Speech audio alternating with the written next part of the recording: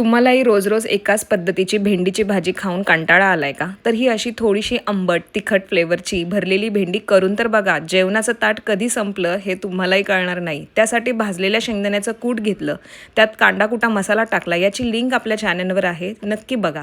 मग त्यात काश्मीरी तिखट, घरगुती मसाला, किचन किंग मसाला, चवीनुसार मीठ, कोथिंबीर आणि अर्ध कापलेलं लिंबू घालून पाण्याचा अजिबात वापर न करता लिंबाच्या रसात हे सारण बनवून घेतलं.